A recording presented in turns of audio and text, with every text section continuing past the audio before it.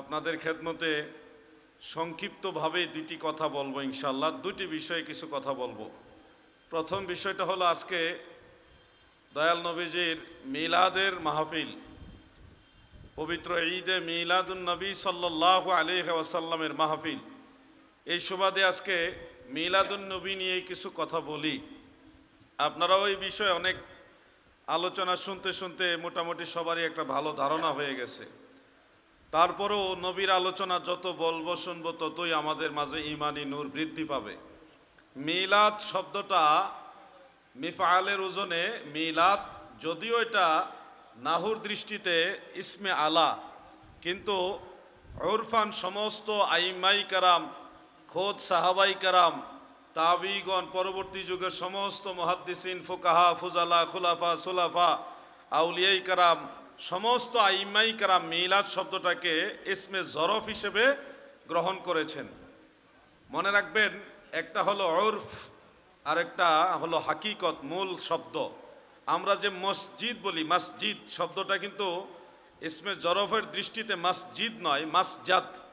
মাসজাদ এই শব্দটা সর্বস্তরে সকল মুমিন মুসলমানদের মাঝে মাসজাদ হিসেবে প্রসিদ্ধ হয়নি, মসজিদ হিসেবে প্রসিদ্ধি লাভ করেছেন। ঠিক তেমনিভাবে শব্দটা যদিও ইসমে আলা হিসেবে মিলাদ, ইসমে আলা হিসেবে, কিন্তু উরফ বা প্রসিদ্ধ লাভ করেছে ইসমে জরফ হিসেবে। ইসমে জরফ দুই প্রকার, একটা হলো জরফে জামান আর একটা হলো জরফে মাকান। জরফ কি জিনিস সবাই না বুঝলো, মাদ্রাসার ছাত্ররা এটা বুঝে, আলেমরা তো অবশ্যই বুঝান। তো জরফে জামানের মধ্যে এই মিলাদ শব্দটাকে নেওয়া হয়েছে। বিশেষ করে লেসানুল আরবের মধ্যে, ফরহাঙ্গে জাদিদের মধ্যে, মুখতাসারুস সিহাহ এবং অন্যান্য লুগাতের যে কিতাব, আরবি টু আরবি যে লুগাত মানে শব্দভাণ্ডার, ডিকশনারি, ওই ডিকশনারির মধ্যে লিখেছে মিলাদ শব্দের অর্থ হলো, এটা হলো ইসমুল ওয়াক্ত আল্লাজি উলিদা ফিহি। এটা একটা সময়ের নাম, ইসমুল ওয়াক্ত, ওয়াক্তের নাম, সময়ের নাম। আল্লাজি উলিদা ফিহি, ব্যক্তি যেই সময়ে জন্মগ্রহণ করে ওই সময়টাকে বলা হয় মিলাদ। তাহলে আমরা লাগবি মানার দৃষ্টিতে বুঝতে পারলাম মিলাদ শব্দের যদিও শব্দগতভাবে এটা ইসমে আলা, কিন্তু এটা মানান সমস্ত আইমাই কারামদের কাছে অ্যাকসেপ্ট হয়ে গেছে, গ্রহণ হয়ে গেছে এটা ইসমে জরফ হিসেবে, জরফে জামান হিসেবে।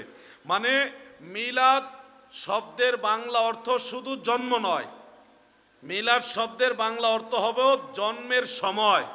যেই সময়ে সে জন্মগ্রহণ করে ওই সময়টাকে বলা হবে মিলাদ।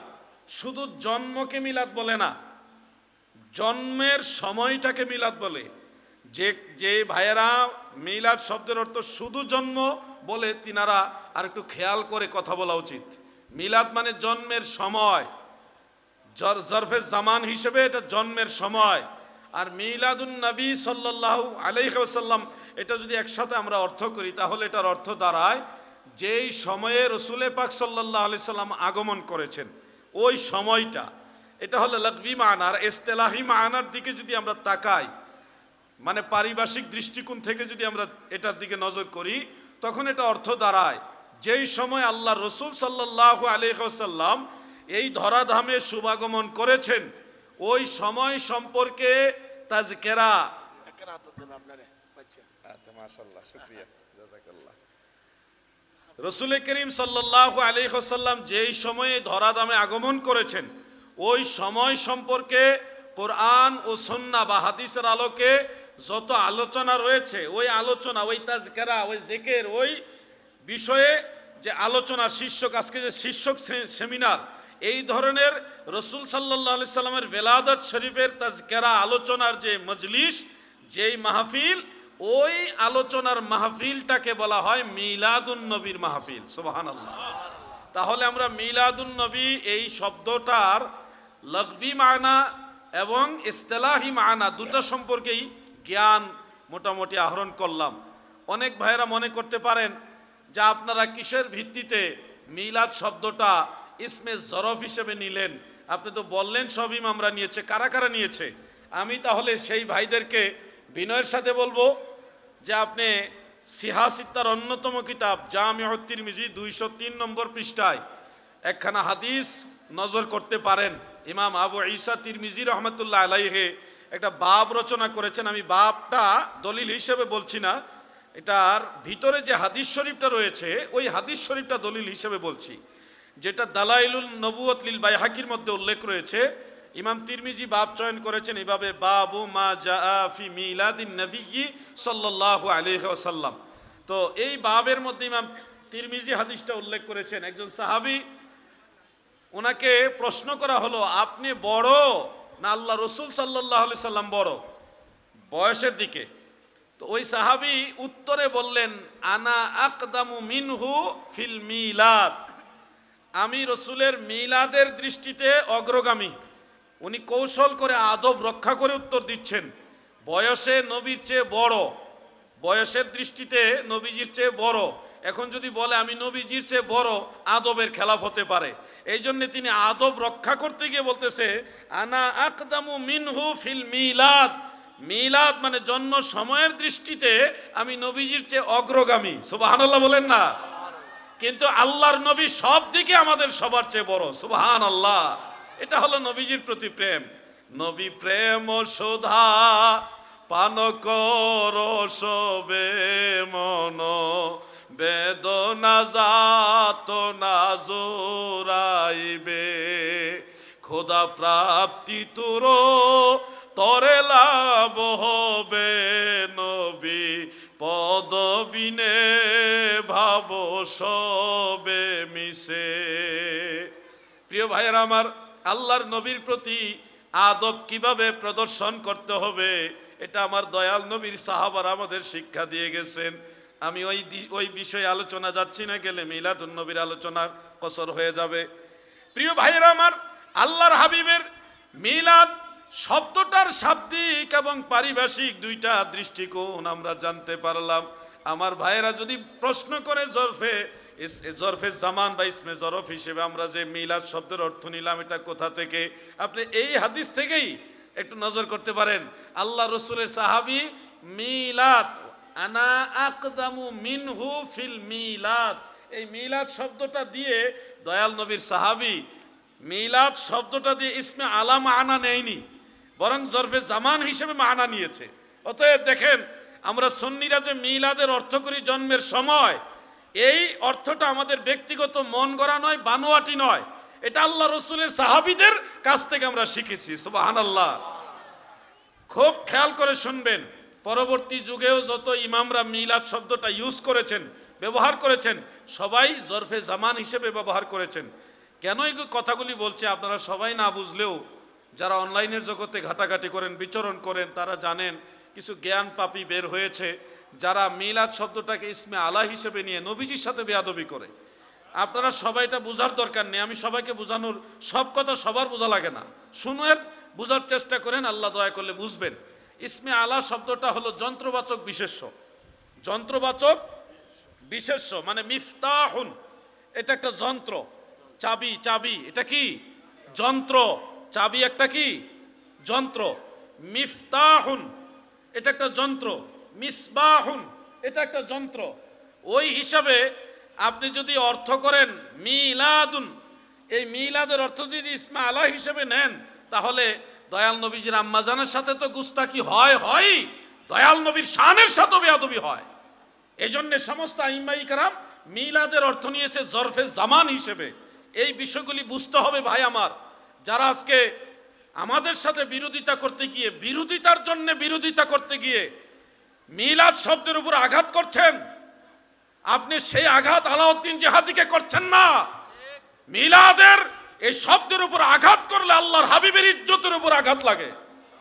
মিলাদ শব্দটা ব্যক্তি আলাউদ্দিন জিহাদির সাথে সম্পৃক্ত না, এটা মদিনাওয়ালার সাথে সম্পৃক্ত। অতএব আপনিও কিন্তু নবীজিকে মানেন, মুখে মুখে মানেন আর অন্তর অন্তরে মানেন, যেভাবে মানেন। আপনি যেই নবীকে মানেন সেই নবীর সাথে যেন বেয়াদবি না হয়, সেটা অবশ্যই আপনাদের খেয়াল করা উচিত। যুব সমাজ তোমরা ভালো করে শোনো, অনেকভাবেই মিলাদুন নবীকে প্রশ্নবিদ্ধ করে, মানুষের মাঝে কনফিউশন তৈরি করে, যেটা যেন না করা হয়। আপনারা ইদানিং একটা বক্তব্য ফেসবুক ইউটিউব ভাইরালে সোশ্যাল মিডিয়াতে ভাইরাল হয়েছে একটা জিনিস হয়তো নজরে পড়বে। জনৈক একজন বক্তা কওমি অঙ্গনের তিনি বলতেছে রসুল সাল্লাল্লাহু আলাইহি সাল্লামের বেলাদত শরীফ জন্ম বা মিলাদ শরীফ এটা কোন মাসে হয়েছে ওটাও ঠিক নাই, এমনকি রবিউল আউয়াল শরীফে হয়েছে তাও এটা নিয়ে অনেক মত আছে। খুব খেয়াল করে কথাগুলি শুনবেন। কোন মাসে হয়েছে ইখতিলাফাত থাকবে, এটা স্বাভাবিক, অনেক বিষয় ইখতিলাফ আছে, কিন্তু আইম্মাই কেরামের মাঝে সবগুলি মতানৈক্য বা ইখতিলাফের পরে একটা সিদ্ধান্ত দিয়েছে যে এটাই হলো অধিকতর বিশুদ্ধ, এটা অধিকতর প্রসিদ্ধ, এটা অধিকতর গ্রহণযোগ্য, এটা ফায়সালা হয়। মত অনেক থাকে। একটা বাবার যদি 5টা সন্তান হয়, 5 জন ছেলের 5টা মত হইতে পারে, এটা অস্বাভাবিক না, এটা নতুন নয়, পৃথিবীর শুরু থেকে এরকম হয়ে আসছে। সাইয়্যিদুনা আবুল বাশার আদম আলাইহিস সালামের আওলাদদের মাঝেও ইখতিলাফ ছিল, মতানৈক্য ছিল, এখনো হবে, ভবিষ্যতে হবে, এটা স্বাভাবিক। কিন্তু একটা মতের উপরে সর্বশেষ সিদ্ধান্ত হয় যে এই মতটা আমরা সবাই মিলে মেনে নিলাম, একটা মতের উপরে ডিসিশন হয় না? ঠিক তেমনিভাবে রসুল সাল্লাল্লাহু আলাইহি সাল্লামের মিলাদ শরীফ মাহে রমাদানে হয়েছে, এই মত এটা বাতিল ঘোষণা হয়ে গেছে, যেটা অগ্রহণযোগ্য, মারদুদ। এরপরে আরেকটা মত আনা হয় যে রসুল সাল্লাল্লাহু আলাইহি ওয়াসাল্লামের বেলাদত শরীফ হয়েছে রবিউল আখারের মধ্যে বা রবিউল উখরার মধ্যে, রবিউল সানির মধ্যে, ওটাও মুহাদ্দিসিনে কেরাম বলেছে এটা গ্রহণযোগ্য নয়। রবিউল আউয়াল শরীফের মধ্যে নবীজির বেলাদত শরীফ হয়েছে এই মর্মে কয়েকটা মত। একটা হলো 2 তারিখে, আরেকটা হলো 8 তারিখে, আরেকটা হলো 10 তারিখে, আরেকটা 12 তারিখে, আরেকটা হলো 17 তারিখ, আরেকটা 18 তারিখ, আরেকটা হলো 22 তারিখ। কয়টা মত হলো? গণেন নাই, আবার বলছি। একটা হলো 2 তারিখ, আরেকটা হলো 8 তারিখ, আরেকটা হলো 10 তারিখ, আরেকটা হলো 12 তারিখ, আরেকটা হলো 17 তারিখ, আরেকটা 18 তারিখ, আরেকটা হলো 22 তারিখ। কয়টা হলো? কয়টা? 6টা মত আছে রবিউল আউয়াল শরীফের। নবী করিম সাল্লাল্লাহু আলাইহি সাল্লামের বেলাদত শরীফ কোন তারিখে হয়েছে এই ব্যাপারে 6টা মত। এর মধ্যে 6টা মতের মধ্যে 4টা মত মুহাদ্দিসিনে কেরাম বলেছে এগুলি গ্রহণযোগ্য নয়। কোন 4টা? 2 তারিখ নট অ্যালাউড, এটা গ্রহণযোগ্য না। তারপরে 10 তারিখ গ্রহণযোগ্য নয়, এটা অ্যালাউ করা হয়নি। 17 তারিখ 18 তারিখ গ্রহণযোগ্য হয়নি, 22 তারিখও গ্রহণযোগ্য হয়নি। 2টা মত নিয়ে মুহাদ্দিসিনে কেরামদের মাঝে কথা হয়েছে, একটা 8 তারিখ আর একটা 12 তারিখ। খুব খেয়াল করে শুনবেন। হাফিজ ইবনে কাসির রহমাতুল্লাহ আলাইহি আল বিদায়া ওয়ান নিহায়ার মধ্যে উল্লেখ করেছেন, ইমাম শিহাবুদ্দিন কাস্তালানি রহমাতুল্লাহ আলাইহি মাওয়াহিবুল লাদুনিয়ার মধ্যে উল্লেখ করেছেন। খুব মনোযোগ দিয়ে কথাগুলি শুনবেন। সেখানে 8 তারিখের কথাটা উল্লেখ করেছেন, 12 তারিখের কথাটা উল্লেখ করেছেন। 12 তারিখের যে মতটা, অর্থাৎ নবী করিম সাল্লাল্লাহু আলাইহি সাল্লাম দয়াল নবীজির শুভাগমন বেলাদত শরীফ এই ধরাধামে 12ই রবিউল আউয়াল শরীফে হয়েছে, এই মত উল্লেখ করার সাথে সাথে হাফেজ ইবনে কাসির রহমাতুল্লাহ আলাইহি 2 জন সাহাবীর রেফারেন্সে হাদিস উল্লেখ করেছেন।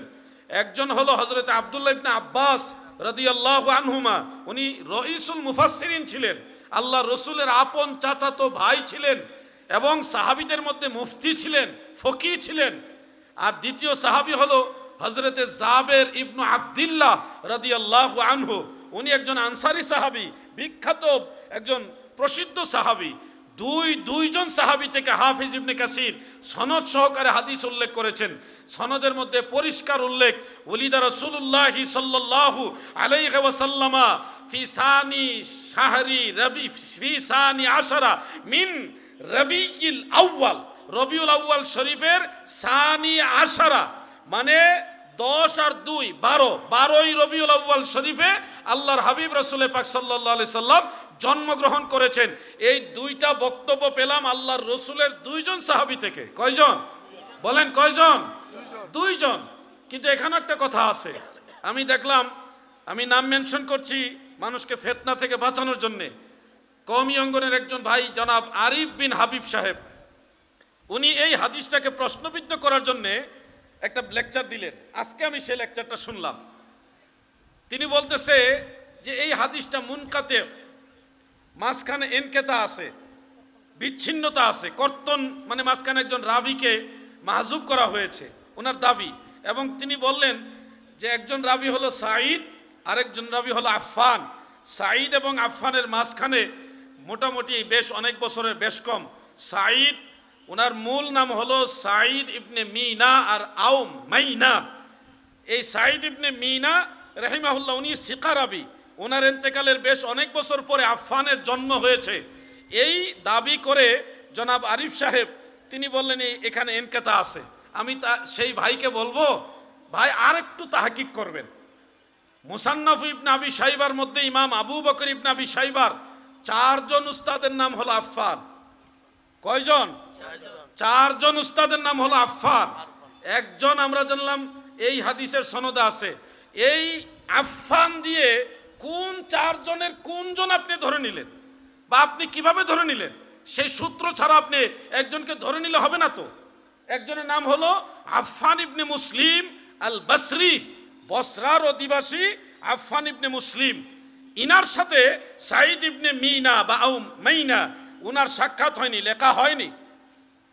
এই হিসাবে এখানে উনি ইনকাতা ধরতে পারে, কিন্তু ওই সনদের মধ্যে কারোর নাম মানে এই আফফান ইবনে মুসলিম এটা উল্লেখ করা নাই, শুধু আফফান নাম উল্লেখ আছে। তাহলে আরো 3 জন তো আফফান আছে। তো আরো 3 জনের মধ্যে আরেকজনের নাম হলো আফফান ইবনে সাইয়ার আল জুরজানি। আফফান ইবনে সাইয়ার, উনার সাথে সাঈদ ইবনে মিনা ও মাইনা উনার দিদার হয়েছে, মানে সাক্ষাৎ হয়েছে। সাক্ষাৎ প্রমাণিত বা লেখা প্রমাণিত হওয়ার যোগ্য ইমাম মুসলিমের শর্তে। তাহলে দেখেন, আফফান মানেই যে আফফান ইবনে মুসলিম তা তো না। আফফান মানে আফফান ইবনে সাইয়ার আল জুরজানিও হতে পারে। আরো 2 জন আছে আফফান, ইমাম আবু বকর ইবনে আবি শাইবার উস্তাদ, ওনাদের নাম হলো আফফান ইবনে আলী। আফফান ইবনে আলী, ওনার সাথেও ওই সাঈদের সাক্ষাৎ হওয়া সম্ভব, ওই সময়ে উনি জীবিত ছিলেন।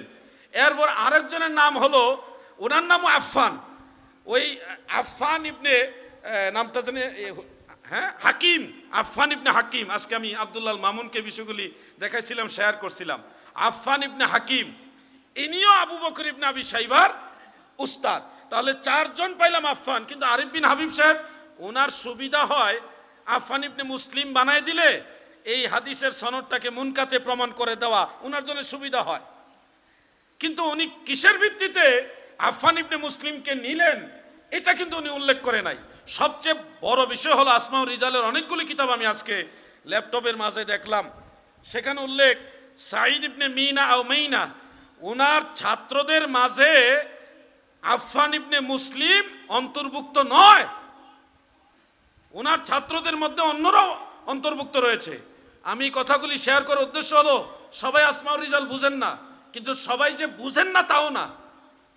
আমি এই কথাটা আজকে এখানে বলার উদ্দেশ্য হলে, এরা সুন্দর সুন্দর মিষ্টি মিষ্টি ভাষা দিয়ে সাধারণ মানুষকে সুকৌশলে ব্রেইন ওয়াশ করে দেয়। কোনটা সত্য কোনটা মিথ্যা এটা তো আপনারা গবেষণা করেন না, আমরা আলেমরাই তো গবেষণা করি না। ইমাম আবু বকর ইবনে আবি শাইবার উস্তাদ আফফান নামে 4 জন আছে, এই কথাটাও তো হয়তো আপনারা এই জীবনে প্রথমবার শুনছেন।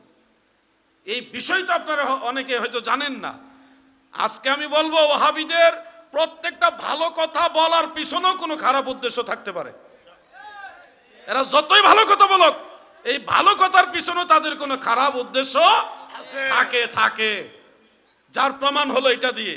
আমি যেটা বলতে চাচ্ছি, হাফিজ ইবনে কাসির রহমতুল্লাহ আলাইহি আল বেদায়া ওয়ান নিহায়ার মধ্যে হযরত ইবনে আব্বাস, হযরত জাবের রাদিয়াল্লাহু আনহুমা এই 2 জন সাহাবীর সূত্রে এই সাঈদ ইবনে মিনা ও মাইনা ওনার থেকে এই একই সূত্রে পরে একজনের একটা সূত্রে আছে আফফান, আর আরেক জায়গায় উনি একই সূত্রে একই হাদিস উল্লেখ করেছে, ওই সূত্রের মধ্যে রয়েছে ওসমান বর্ণনা করেছে সাঈদ থেকে। ওই সূত্রটাকে, যে সূত্রের মধ্যে ওসমান রয়েছে, আফফান নয় ওসমান রয়েছে, ওই সূত্রটাকে হাফিজ ইবনে কাসির মুনকাতে বলেছে বেদায়া নেহার মধ্যে। কিন্তু যেই সূত্রের মাঝে আফফান রয়েছে, সাঈদ থেকে আফফান বর্ণনা করেছে 12ই রবিউল আউয়াল শরীফে নবীজির জন্ম মুবারক বা বেলাদাত শরীফের কথা, ওই হাদিস ইমাম ইবনে কাসির উল্লেখ করে মুনকাতে বলেনি। প্রয়োজনে আমার কাছে বসেন, আমি কিতাব দিয়ে আপনাকে দেখাই দিব। আমি দেখাই দিব ইবনে কাসির ওই এই সনদটাকে মুনকাতে বলেছে, যেটার মধ্যে আফফান নয় উসমান রয়েছে। আর যেই সনদে আফফান রয়েছে ওই সনদকে ইবনে কাসির মুনকাতে বলেনি। এরা কৌশলে হাদিসকে প্রশ্নবিদ্ধ করে। অর্থাৎ দয়াল নবীজি রাসূল সাল্লাল্লাহু আলাইহি ওয়াসাল্লামের বেলাদাত শরীফ 12ই রবিউল আউয়াল হয়েছে, এই মত আমরা পেলাম দুইজন সাহাবীর কাছ থেকে। বলেন কয়জন? আমার সাথে কথা বলেন, কয়জন? দুইজন সাহাবী। 3 নম্বরে সিরাতে হালাবিয়া বা ইনসানুল উয়ুন এই কিতাবের মধ্যে ইমাম নুরউদ্দিন আলী হালাবি রহমাতুল্লাহ আলাইহি হযরতে সাঈদ ইবনুল মুসাইয়িব রহমাতুল্লাহ আলাইহি তিনার থেকে একটা হাদিস উল্লেখ করেছেন, আসার উল্লেখ করেছেন। সাঈদ ইবনুল মুসাইয়িব মানে সাধারণ কোনো লোক নয়, উনি ছিলেন ফকি তবকার তাবেঈ, যার ফতোয়া সাহাবীদের জামানায় গ্রহণযোগ্য হতো।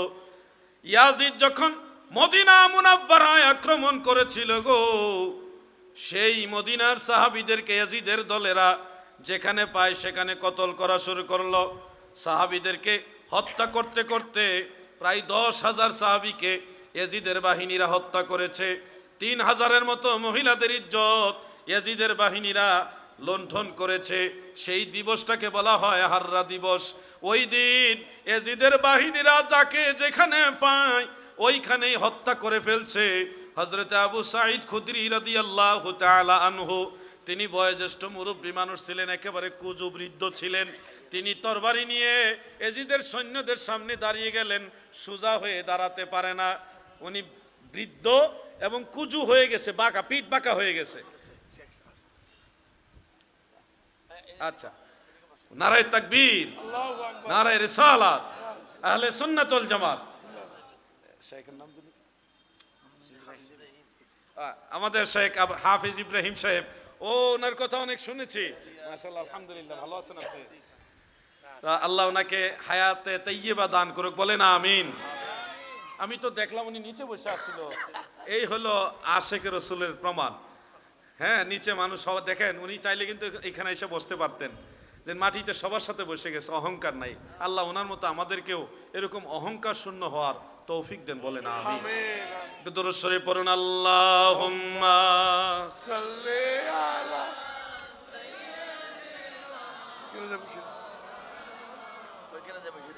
হ্যাঁ সেটাই বলতেছি।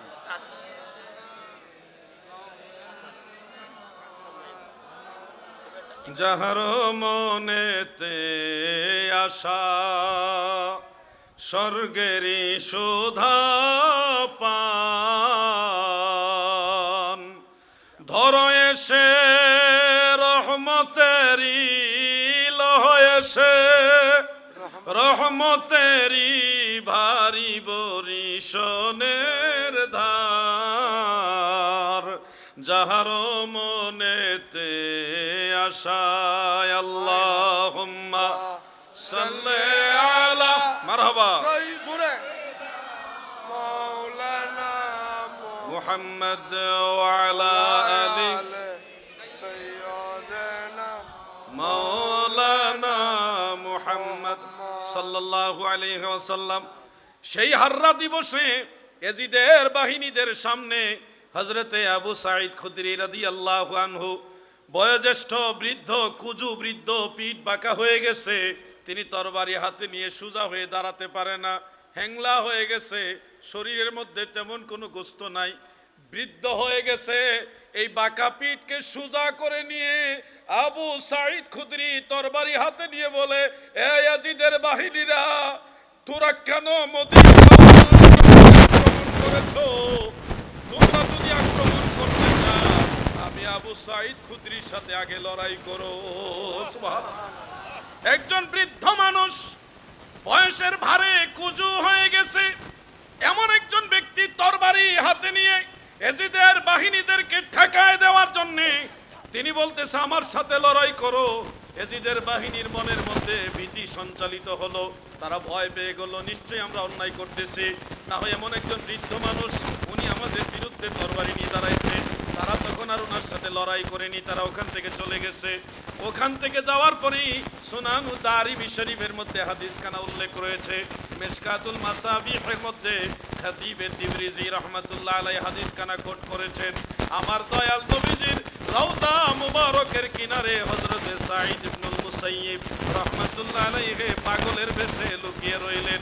ইয়াজিদের বাহিনীরা খুঁজে পায় না, কোথাও লোক পায় না। খুঁজতে খুঁজতে রওজা মুবারকের কাছে গিয়ে দেখে একজন পাগলের মতো লোক আওলাকে সে পাগল বেশে দয়াল নবী রওজা মুবারকের কিনারে বসে আছে।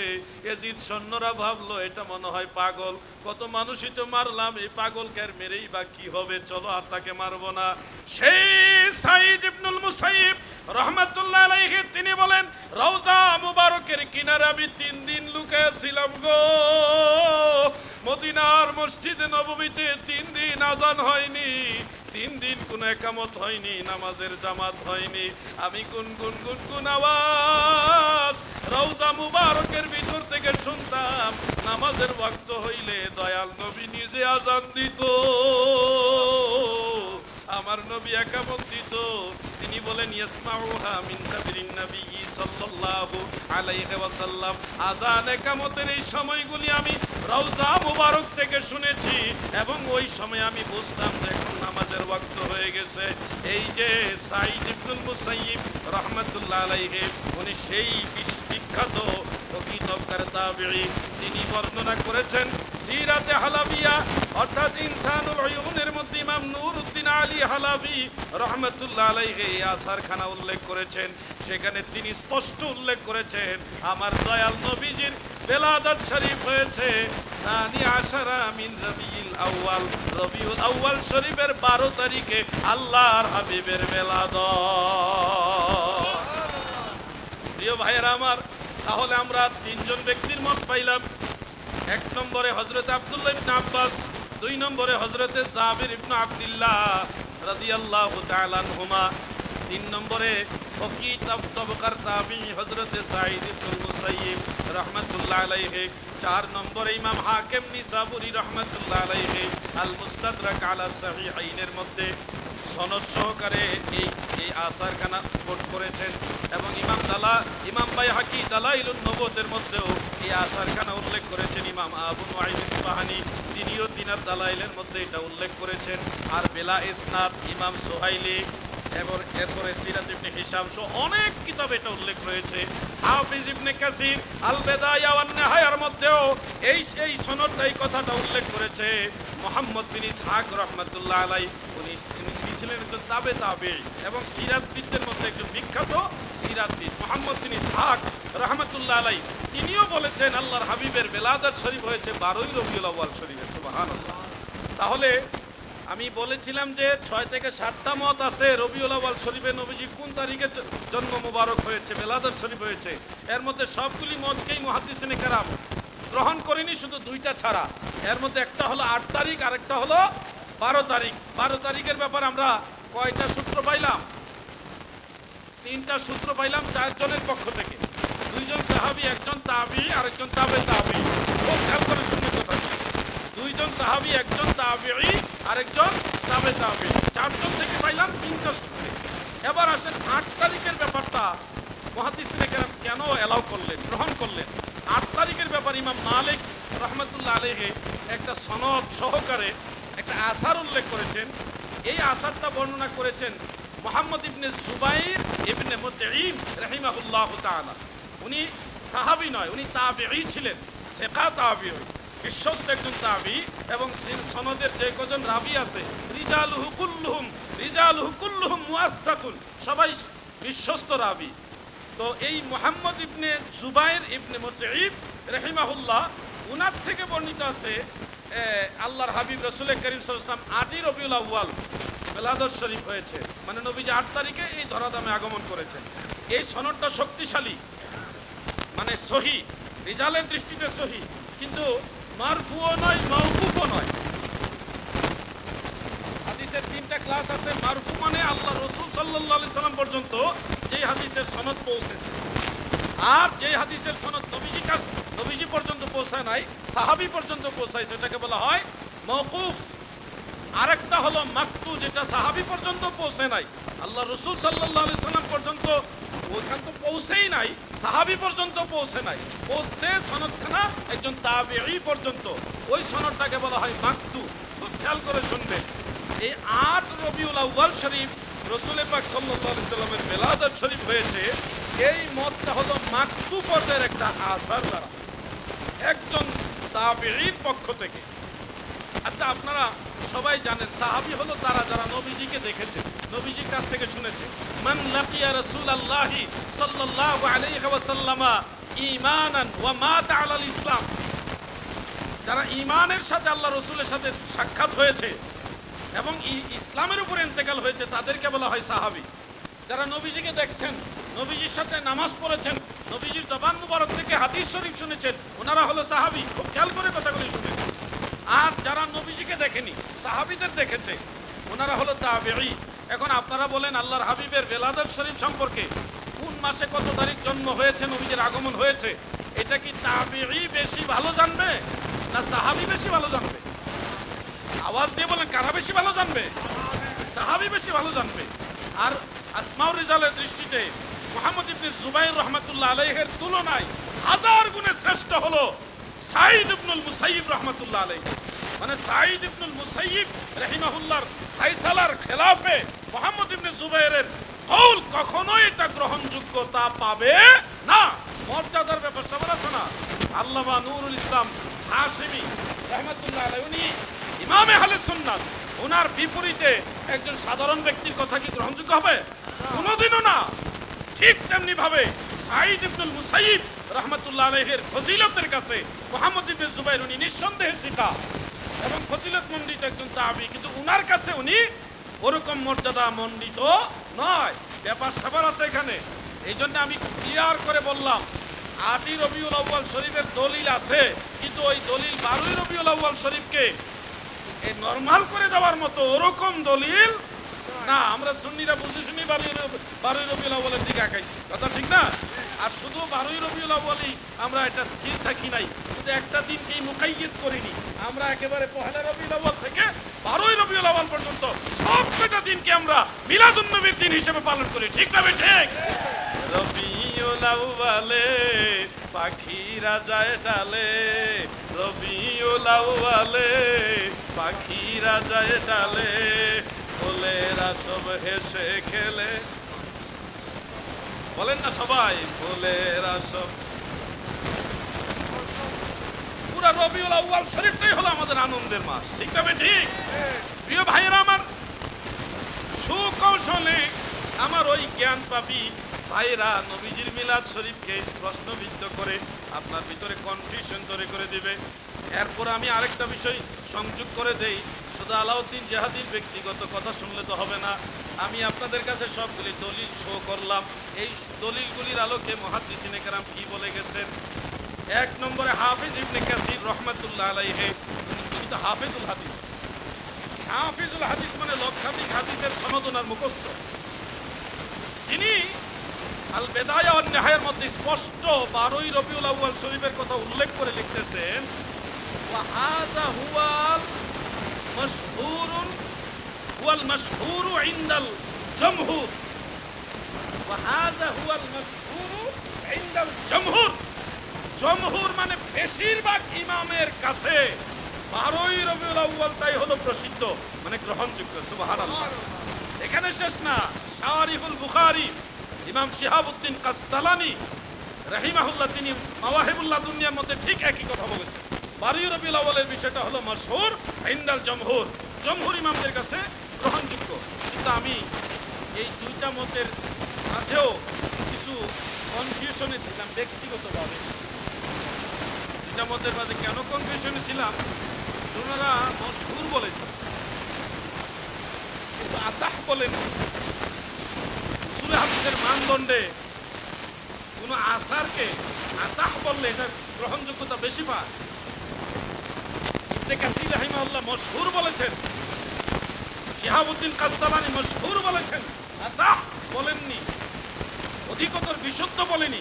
খুঁজতে খুঁজতে খুঁজতে খুঁজতে বহু কষ্ট করে একটা কিতাব সংগ্রহ করলাম, হাফিজুল হাদিস ইমাম আবুল খায়ের ইবনে জাজারি রাহমাতুল্লাহ আলাইহি, কেউ কেউ জাজরি বলে থাকেন। উনি হাফিজুল হাদিস এবং উনি ইমাম ইবনু হাজার আসকালানির উস্তাদ। সুবহানাল্লাহ বলেন।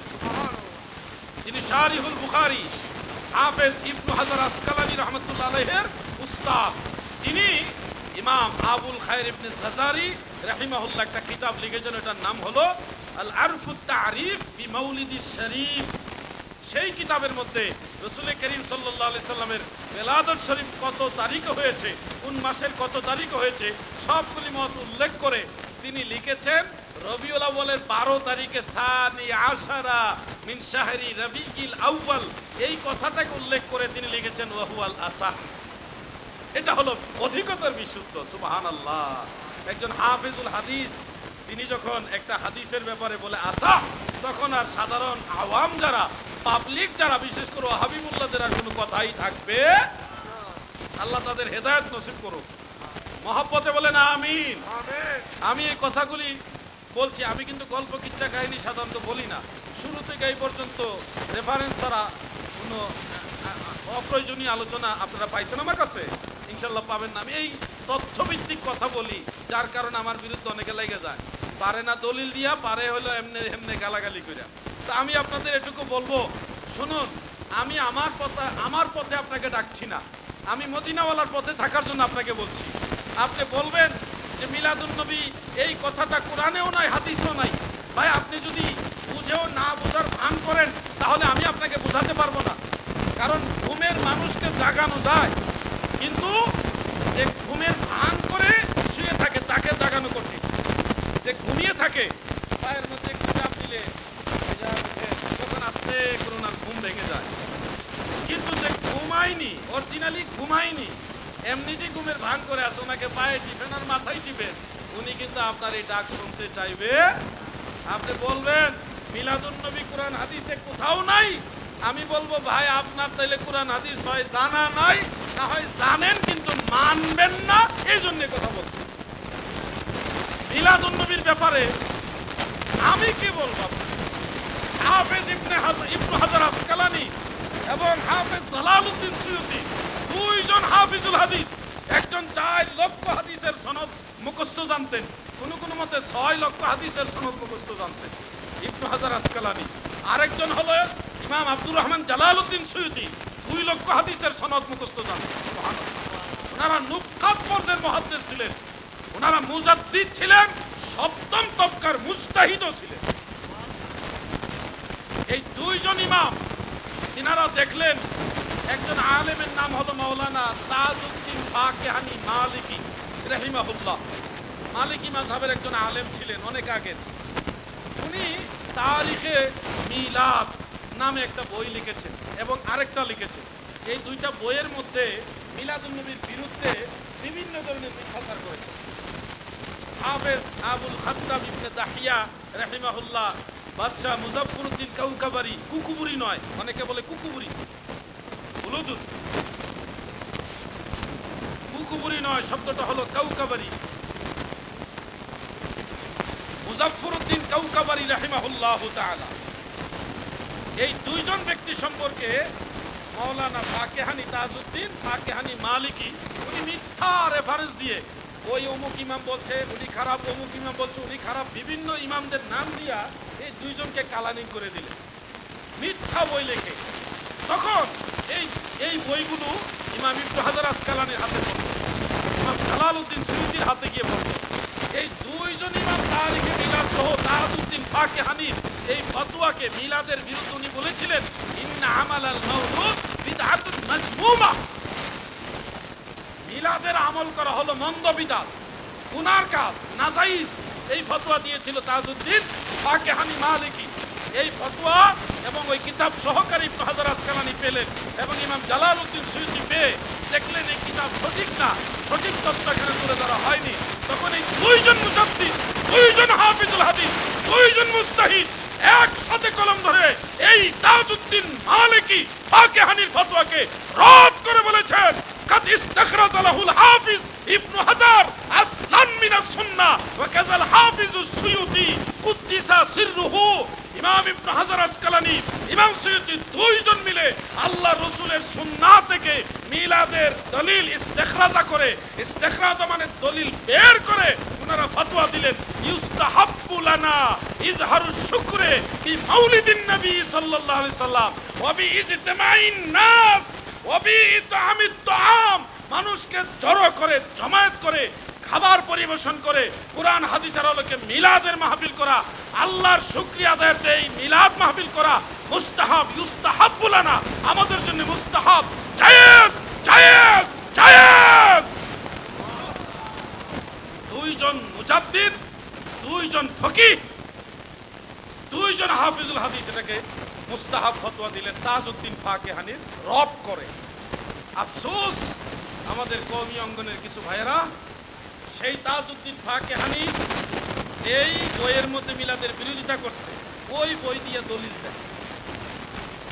যেই বইয়ের রব করেছেন ইবনে হাজার আসকালানি, জালালউদ্দিন সৈয়দী, আরো অনেক আলেমরা, সেই বই থেকে এখন আমাদের কওমি ভাইয়েরা দলিল মিলাদ জায়েজ নয়। আরে ভাই, কুষ্টিয়া জেলা মিরপুর থানায় মাহফিলে গিয়েছিলাম বেশ কয়েক বছর আগে, ওয়াজ মাহফিলে গেছিলাম, গিয়ে দেখি এই হাটাজারি থেকে লেখাপড়া করছেন এবং দেওবন্দ থেকেও লেখাপড়া করে আসছেন মুফতি আনোয়ার সাহেব।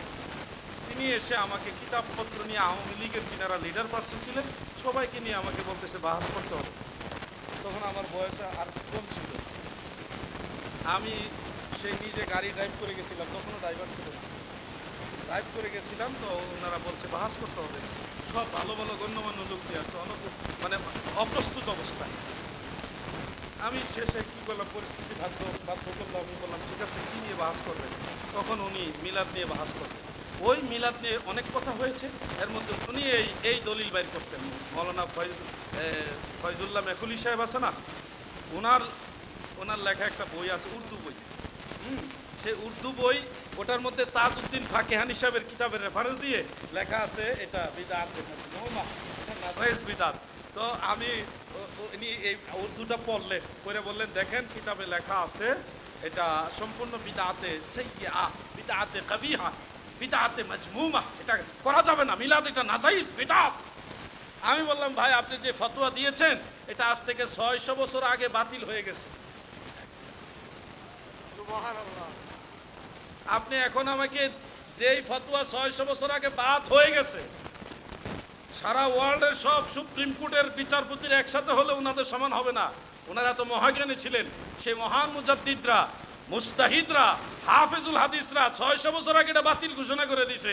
এই বাতিল জিনিস এসে আমাকে আজকে দেখাচ্ছেন, এটা কেমন কথা বললেন? তো কে বাতিল করছে? পরে আমি তাফসীরে রুহুল বয়ান থেকে একটা ইবারত ওনার সামনে তুলে ধরেছিলাম, তখন উনি এটা পরে আর বলে উনি কি এটা বলেছে, আসলে ওনারা কি এটা বলেছে? ইবারতটা দেখে আর বলে ওনারা কি বলেছে? কওমি আলেম হলেও ওনার ভিতরে একটা ভদ্রতা আমি দেখলাম, যে দলিল পাইলে মানতে চায়, একটু নরম হয়েছে।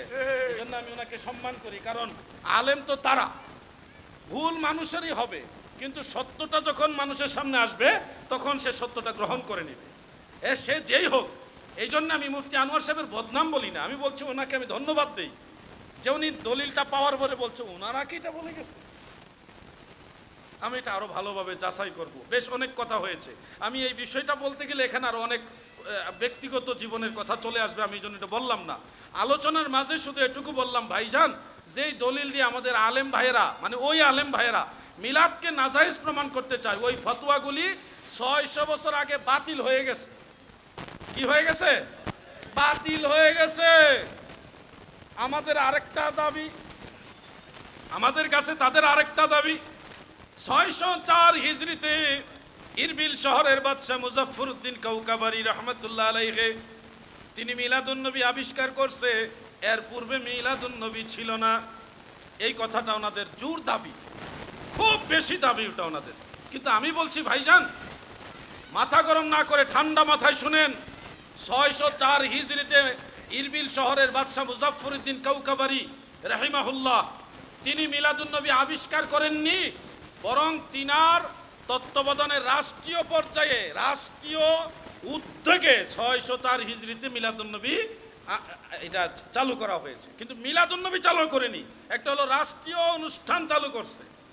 আপনারা নিশ্চয় জানেন বঙ্গবন্ধু কন্যা মাননীয় প্রধানমন্ত্রী তিনি আমাদের বাংলাদেশে মহামান্য রাষ্ট্রপতি মহোদয় সহ এই ঈদে মিলাদুন্নবী সাল্লাল্লাহু আলাইহি সাল্লাম পালন করার ব্যাপারে মহান সংসদে গ্যাজেট পাস করে তারপরে এটা বৈধতা দিয়েছে রাষ্ট্রীয়ভাবে। এবং রাষ্ট্রীয়ভাবে ছুটি ঘোষণা করেছে, রাষ্ট্রীয়ভাবে ঈদে মিলাদুন্নবী পালন করা এটা আইন করা হয়েছে। এটা জানেন কিনা আপনারা? এটা কয় বছর আগে হয়েছে? 200-300 বছর আগে নাকি? বাংলাদেশে কি 200-300 বছর আগে হয়েছে? 3-4 বছর আগে হয়েছে। এখন আপনারা কি বলবেন যে বাংলাদেশে এই 3 বছর বা 4 বছর আগে মিলাদুন্নবী শুরু হয়েছে, এর আগে মিলাদুন্নবী ছিল না? মিলাদুন্নবী আগেও ছিল, কিন্তু রাষ্ট্রীয়ভাবে ছিল না। ঠিক বিষয়টা এরকম। ইরবিল শহরের বাদশা মুজাফফরউদ্দিন কাউকাবারি 604 হিজরিতে রাষ্ট্রীয় আয়োজনে উনি মিলাদুন্নবীর অনুষ্ঠান করছে। এই কথাটাকে তারা ধরে নিছে, এর আগে মিলাদুন্নবী ছিল না।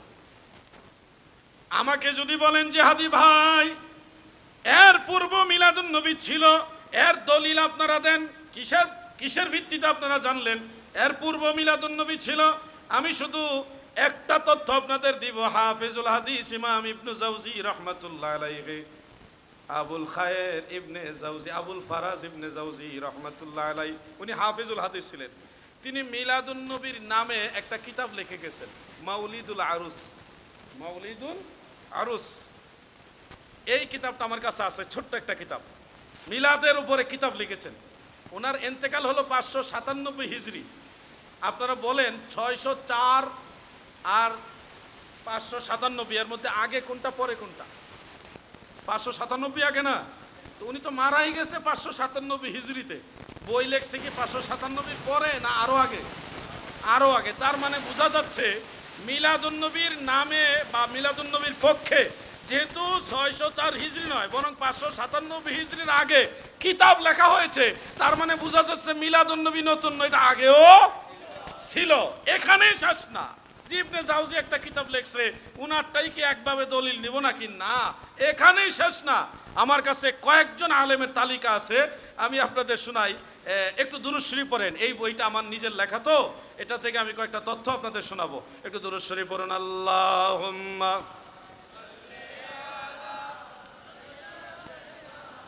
মাওলানা মুহাম্মদ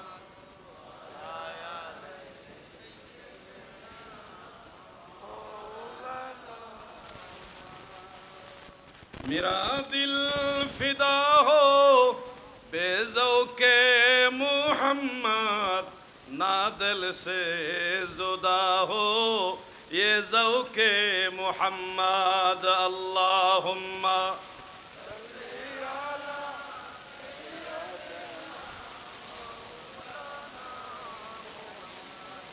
वाला अली सय्यिदिना। প্রিয় ভাইয়েরা আমার, এই বইটা আমার নিজের লেখা। এটার মধ্যে আমি অনেক ইমামদের রেফারেন্স নিয়ে আসছি। কোন কোন ইমাম মিলাদুন্নবীর পক্ষে কিতাব লিখছে আমি 2-3 জনের নাম বলি। আশা করি নামগুলি শুনলে আপনাদের মধ্যে মিলাদুন্নবীর ব্যাপারে একটা দৃঢ়তা, অন্তরের যে একটা বিশ্বাসের শক্তি, এটা বাড়বে ইনশাআল্লাহ। তো যারা মনে করেন যে এটা আমরা বানাইছি, তাদের জন্য এখানে কিছু শিক্ষণীয় রয়েছে। যেমন একটা কথা না বললেই না হয়, ইনারা বাদশাহ মুজাফফরউদ্দিন কাউকাবারি এবং ইবনে দাহিয়াকে বলে দালাল মৌলবী। ওই যে আরিফ বিন হাবিব বলছে তার বক্তব্যের মধ্যে যে ইবনে দাহিয়া নামক একজন দালাল মৌলবীকে মুজাফফরউদ্দিন কাউকাবারি উনি ভাড়া করছে, নাউজুবিল্লাহি মিন যালিক। অথচ ইবনে দাহিয়া একজন হাফিজুল হাদিস, একজন হাফিজুল হাদিস। ওনার সম্পর্কে ইমাম জালালউদ্দিন সুয়ুতি এবং ইবনে কাসির ওনারা কি বলেছেন দেখেন। এই ইনার সম্পর্কে লিখতেছে কানা লাহু মারিফাতুন হাসানাতুন বিন নাহবি ওয়াল লুগা, যে এমন একজন মহান ব্যক্তিত্ব ছিলেন, উনি এলমে নাহু, এলমে সরফ, এলমে লুগা এইগুলির উপরে অনেক বিজ্ঞ একজন আলেম ছিলেন। এরপরে শুধু এখানে তিনি ক্ষান্ত নয়, তিনি লিখতেছেন যে উনি সহিহ বুখারী, সহিহ মুসলিম, জামিউ তিরমিজি এই তিনোটা কিতাব পুরা সম্পূর্ণটা মুখস্থ জানতেন। সুবহানাল্লাহ। সহিহ বুখারী, সহিহ মুসলিম, জামিউ তিরমিজি তিনো কিতাবের হাফেজ ছিলেন উনি। মারহাবা বলেন, মারহাবা বলেন। এখানে শেষ না। হাফিজ ইবনে কাসির রাহমাতুল্লাহ আলাইহি ইনাদের প্রশংসা করতে গিয়ে আরো লিখতেছেন ওয়া কানা শাহমান শুজাআন বাতুলান আকিলান আলিমান আদিলান রাহিমাহুল্লাহু তাআলা ওয়া আকরামা মাসওয়া। তিনি লিখতেছে কতগুলি গুণ, শাহমান, সুজাআন, বাতুলান, আকিলান, আলিমান, আদিলান, এতগুলি সিফত হাফেজ ইবনে কাসির আবুল খাত্তাব ইবনে দাহিয়া উনার সম্পর্কে দিচ্ছে। আর উনাকে আরিফ বিন হাবিবের মতো এই কি তো সরি মৌলবী, সে বলতেছে দালাল মৌলবী নাকি। এত বড় একজন হাফেজুল হাদিস, উনার সম্পর্কে সে বলে দালাল মৌলবী, নাউজুবিল্লাহ। আসলে নিজের চরিত্র দিয়ে সবাইকে বিচার করে এরা। যুগের ইমামদেরকে তারা গালাগালি থেকে নিস্তার দেয় না। যারা ইমাম ছিলেন তাদেরকে তারা দালাল বলে আখ্যায়িত করে। বাদশাহ মুজাফফরউদ্দিন কাউকাবারি সম্পর্কে তারা আরো অনেক বাজে মন্তব্য করে তিনার সম্পর্কে লিখেছেন। এগুলি আমি সব বিভিন্ন কিতাব থেকে নোট করে নিয়ে আসছি। একটা এবারও তো আলহামদুলিল্লাহ কাটছাট পাবেন না। একবার আমি আমানতদারিতা রক্ষা করার চেষ্টা করি, চেষ্টা না শতভাগ চেষ্টা করেছি। সেখানে বাদশাহ মুজাফফরউদ্দিন কাউকাবারি সম্পর্কে ইমাম জাহাবি রহমতুল্লাহ আলাইহি, যিনি হাফিজুল হাদিস ছিলেন, ইমাম শামসুদ্দিন জাহাবি, তিনি তারিখুল ইসলাম এবং সিয়ারু আলামিন নুবালা দুইটা কিতাবের মধ্যে মুজাফফরউদ্দিন কাউকাবারি সম্পর্কে তিনি আলোচনা নিয়ে আসছেন। তিনি লিখতেছেন, ওয়াকানা মুতাওয়াদিআন খায়রান সুন্নিয়ান ইউহিব্বুল ফুকাহা ওয়াল মুহাদ্দিসিন। এই মুজাফফরউদ্দিন কাউকাবারি রহমতুল্লাহ আলাইহি সম্পর্কে যিনি লিখতেছেন, তিনি অনেক বিনয়ী ছিলেন, খুব বেশি নম্র ভদ্র ছিলেন, বিনয়ী। আর তারা বলে দালাল। এরপরে তিনি লিখতেছেন খায়রান, মানে অনেক ভালো কাজ করে যারা, অনেক নেক কাজ করে যারা, এরকম একজন মহান ব্যক্তি উনি। এখানে শেষ না, সুন্নিয়ান, মানে বাদশাহ মুজাফফরউদ্দিন কাউকাবারি উনি সুন্নি ছিলেন। কি ছিলেন? সুন্নিয়ান, একেবারে স্পষ্ট উল্লেখ, উনি সুন্নি ছিলেন, ওয়াহাবি ছিলেন না। আর ওয়াহাবি ওই সময় ছিলই না, তিনি ছিলেন সুন্নি।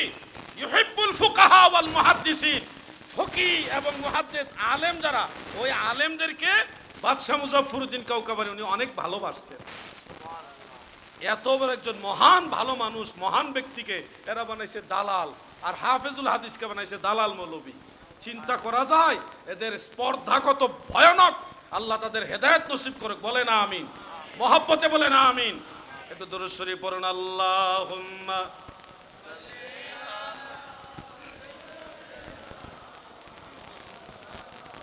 মুহাম্মদ ওয়া আলা আলি সাইয়্যিদিনা। আমি যে বিষয়টা আপনাদের দেখাতে চাচ্ছিলাম সেটা এখন নিয়ে আসতেছি, কারণ সম্পূরক এই কথাগুলি না বললে আপনারা পাবেন কোথায়, বা আপনারা অনেকে জানেনও, জানলেও অনেকে আবার দেখবেন জানে না। তো এই কথাগুলি আবার আমাদের মিডিয়ার ভাইরা নোট করছেন, রেকর্ড করছেন, তাদের মাধ্যমে এগুলি প্রচার হবে, খেদমত হবে। এজন্য আমি চাই কথাগুলি সবার কাছে পৌঁছে যাক। বিশেষ করে আজকে চিস্তি টিভি আসছেন নাকি, চিস্তি টিভি আসছে, আরও অনেকগুলি চ্যানেল এখানে আসছে, তাদের মাধ্যমে প্রচার হবে। এই যে আমি কয়েকজন ইমামের তালিকা করেছি, একজন হলো ইমাম আবু আবদুল্লাহ মুহাম্মদ আইদ আল কুরাইশি রাহিমাহুল্লাহ, উনি 233 হিজরিতে ইন্তেকাল। 233 হিজরি মানে ইমাম বুখারীর সমসাময়িক, ইমাম বুখারীর সমসাময়িক। উনি মিলাদুন নবীর কিতাব লিখছে। আর ওনারা ওয়াহাবিরা আমাদের বলে 604 হিজরি আগে মিলাদুন নবী ছিল না। আর মিলাদুন নবীর কিতাব যিনি লিখছে, আমি আবারও নামটা পড়ে শোনাচ্ছি, উনি ইমাম আবু আবদুল্লাহ মুহাম্মদ আইদ আল কুরাইশি রাহিমাহুল্লাহ, 233 হিজরিতে ইন্তেকাল। উনি মিলাদুন নবীর উপরে কিতাব লিখেছেন। দ্বিতীয়ত হলো ইমাম আবু বকর আহমদ ইবনে ওমর নাবিল ইবনে আবি আসেম শায়বানি রাহিমাহুল্লাহ, উনি 287 হিজরিতে ইন্তেকাল। ইমাম বুখারীর প্রায় কাছাকাছি, 287 হিজরিতে ইন্তেকাল। উনিও মিলাদুন নবীর উপরে কিতাব লিখে গেছে। 3 নম্বরে শুনেন, ইমাম আবু জাকারিয়া ইয়াহইয়া ইবনে মালিক ইবনে আইদ তুতুসি রাহিমাহুল্লাহ, তিনার ইন্তেকাল হলো 372 হিজরি। কয়শো? 372 হিজরি। তার মানে 604-এর আগে না পরে? 372 হিজরি। উনি ওই 372 হিজরিতে ইন্তেকাল করেছেন। এর আগে মিলাদুন নবীর উপরে কিতাব লিখে গেছেন। আরো শুনেন আপনারা, ইমাম আব্দুল করিম ইবনে হাউজান আল কুরাইশি, ইমাম আব্দুল করিম ইবনে হাউজান আল কুরাইশি রাহিমাহুল্লাহ, উনি হলো 465 হিজরিতে ইন্তেকাল। 465 হিজরিতে ইন্তেকাল। উনিও প্রত্যেকের কিতাবগুলির নামই হলো আল মাউলিদুন নববী শরীফ, আল মাউলিদুন নববী বা শরীফ, এই নামেই তিনার প্রত্যেকেই মিলাদুন নবীর কিতাব লিখে গেছেন। প্রিয় ভাইয়ের আমার, আরেকজন ইমাম আছে, ইমাম আবুল আব্বাস আহমদ ইবনে মা'বাদ ইবনে ঈসা আত-তাবিজি আত-তাজিবি রাহিমাহুল্লাহ। তিনার ওফাত হলো 551 হিজরি। 551 হিজরি মানে 604 এর আগে, 604 এর আগে তিনিও মিলাদুন নবীর কিতাব লিখে গেছেন। আর আমাদেরকে ওনারা শিখাইতেছে, দেশের জনগণকে বুঝাইতেছে 604 হিজরির আগে মিলাদুন নবী ছিল না। আরে উলুদুন মিলাদুন নবী রাষ্ট্রীয় পর্যায়ে আয়োজন হয়েছে 604 হিজরিতে। এর আগেও মিলাদুন নবী ছিল। আইম্মাই কেরাম মিলাদুন নবীর পক্ষে যুগের পরে যুগ, শতাব্দীর পর শতাব্দী কিতাব লিখে গেছে, যেগুলির তালিকা এগুলি আমি নিজে বানায় নাম লেখিনি। হাফিজুল হাদিস ইমাম ইবনু নাসিরউদ্দিন দিমাশকি রাহিমাহুল্লাহ তিনি এই তালিকাটা দিয়েছেন। উনার কিতাব থেকে আমি তালিকাটা আমার কিতাব উঠাইছি। আপনারা হয়তো মনে করেন না যে আমি কয়েকটা কিতাবের নাম নিজেই মনে দিয়ে দিছি, না। হাফিজুল হাদিস ইমাম নাসিরউদ্দিন দিমাশকি আও দামিশকি রাহিমাহুল্লাহ উনি উনার কিতাবে এই কিতাবগুলি রেফারেন্স তুলে ধরছেন, ওখান থেকে আমি কোট করেছি। এছাড়াও ইমাম ইবনু নাসিরউদ্দিন দিমাশকি, ইবনু হাজার আসকালানি, ইবনু হাজার মক্কি, হাফেজ শামসুদ্দিন সাখাবি, ইমাম ইবনু কাসির, ইমাম শামসুদ্দিন সাখাবি, সব ইমামরা, শিহাবুদ্দিন কাস্তালানি, ইমাম মহিউদ্দিন নববী কিয়ামের কিতাব লিখে গেছে। কিয়াম যে জায়েজ এর পক্ষে কিতাব লিখছে ইমাম নববী। আমার কাছে আছে কিতাবগুলি আলহামদুলিল্লাহ। যে কিতাবগুলি সারা পৃথিবীতে কোথাও খুঁজে পাওয়া যায় না, এগুলো তার পাওয়া সম্ভব না। তাও চেষ্টা করতেছি, 70 গজ মাটির নিচে থাকলেও সেটা উদ্ধার করে নিয়ে আসার চেষ্টা আমি গুনাহগার করি। আল্লাহ সাহায্য করেন এবং পাইও। অনেক দুর্লভ দুষ্প্রাপ্য মিলাদুন নবীর কিতাব আমি গুনাহগারের ঘরে আছে। আমি মনে করেন এই গত 1.5 বছর আগে ভাড়া থাকছি মানুষের বাড়ি, কিন্তু আমার কাছে কিতাবের অভাব নাই। আল্লাহ মাহফিল করছি, আমি তো ওরকম চুক্তিবাদী না, কিছু না দিলে আবার কেমনে, কথা বুঝতে পারছেন না? কিছু না দিলে তো আবার চলে না। আমি করব সুন্নিয়ত বা ইসলামের খেদমতের নিয়তে আলোচনা, আপনারা করবেন সুন্নিয়তের সহযোগিতার নিয়তে, আলেমদের খেদমত সহযোগিতা, দুইটাই আল্লাহ এবং আল্লাহ রসুলের রাজি খুশির জন্য। একবারে বেশি বেশি ফিরি তো আবার এটার মধ্যে প্রেম থাকে না।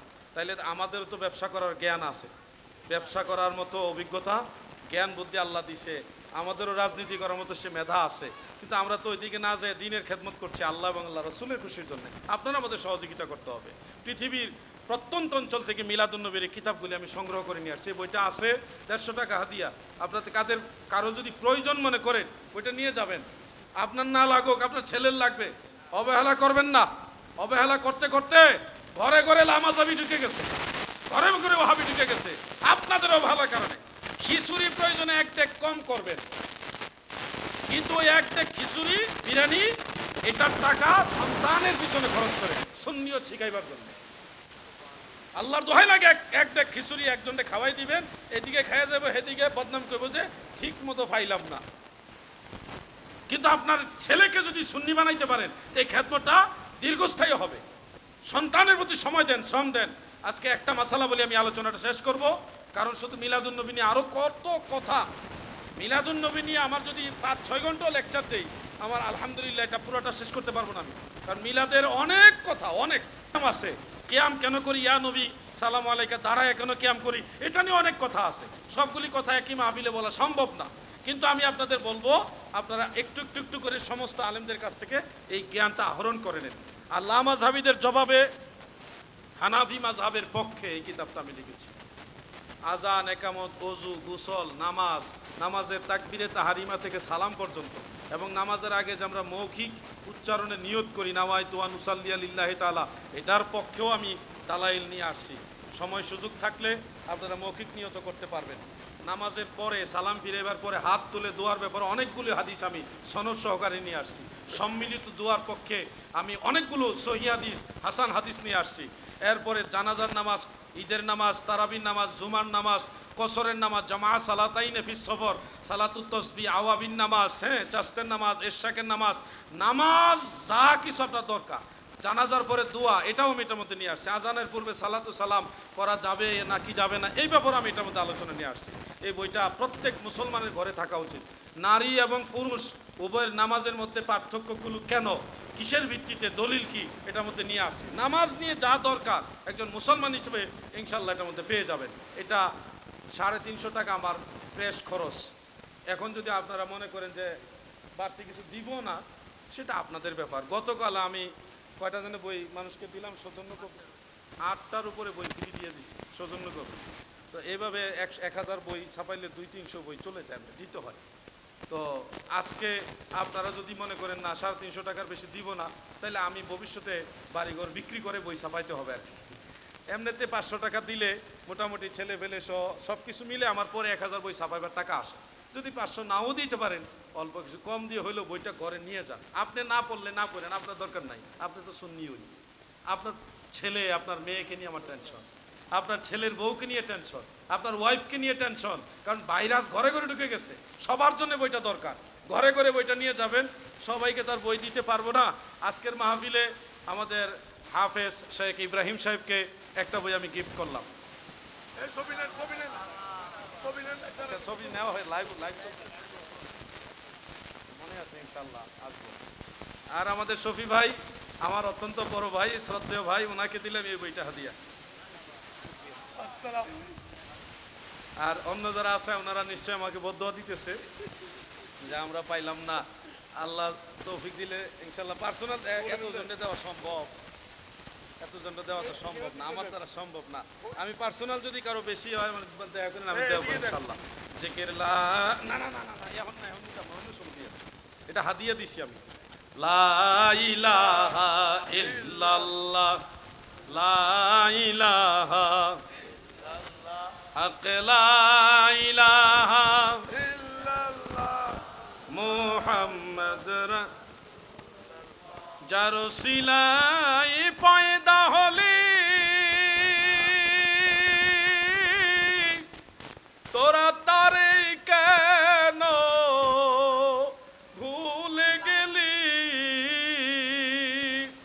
আরে নবীর উপর দুরুদ পর, কলবে মওলার জিকির কর, লা ইলাহা মোহব্বতে, লা ইলাহা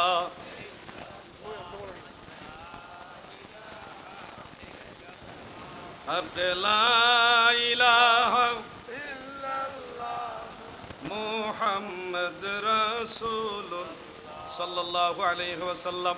আমি জানি আমার চেয়ে অনেক অভিজ্ঞ, অনেক যোগ্য, অনেক বড় বড় আলেমরা এই মঞ্চে বসে আছেন, ইনারা আলোচনা করবেন। কিন্তু আমি একটা মাসালা মাযহাবের খাতিরে আলোচনা করব। আমাদের প্রত্যেকটা যুবক মসজিদে নামাজ পড়তে গেলে আপনারাও যখন যান দেখবেন কিছু ভিন্ন নামাজি, নয়া নামাজি বের হয়েছে। ওনারা কোনো মাযহাবের না, ওনারা যদি শাফি মাযহাবের হইতো তাহলে আমাদের কথা ছিল না। কারণ আমরা হজে যাই, গিয়ে নামাজ দেখি, ওখানে যারা মক্কার ইমাম, যারা কাবাঘরের ইমাম, মদিনা মুনাওয়ারা ইমাম, ওনারা বেশিরভাগ হলো হাম্বলি মাযহাবের। কোন মাযহাবের? শেখ আব্দুর রহমান হুজাইফি হাফিজাহুল্লাহ, উনি হাম্বলি। উনি কোন মাযহাবের? হাম্বলি মাযহাবের। শেখ আব্দুর রহমান সুদাইসি, উনিও হাম্বলি মাযহাবের। বলবেন আপনি কি বানায় বলতেছেন? না, আপনি গুগলে ঢুকেন, উইকিপিডিয়াতে আপনারা ওনার নাম লিখে সার্চ দেন, দেখবেন উনি কোন মাযহাব, কোন আকীদার বিশ্বাসী। ওই যে আব্দুর রহমান হুজাইফি মদিনা মুনাওয়ারার সবচেয়ে বয়োজ্যেষ্ঠ ইমাম, যিনি বয়স্ক ইমাম, প্রবীণ ইমাম, উনি ওনার নামের সাথে উইকিপিডিয়ার মধ্যে ডাইরেক্ট লেখা, উনি আহলে সুন্নাত ওয়াল জামাতের আকীদা বিশ্বাস করেন। আপনি সার্চ দিয়ে দেখেন, এখনই দেখেন প্রয়োজনে। আর আব্দুর রহমান সুদাইসি, ওনার নামের সাথে দেখবেন ডিটেলসে লেখা আছে উনি হাম্বলি, উনি হাম্বলি মাযহাব মানে। আর আমরা তো জানি হানাফি, শাফি, হাম্বলি, মালিকি, চারো মাযহাব আহলে সুন্নাত ওয়াল জামাত।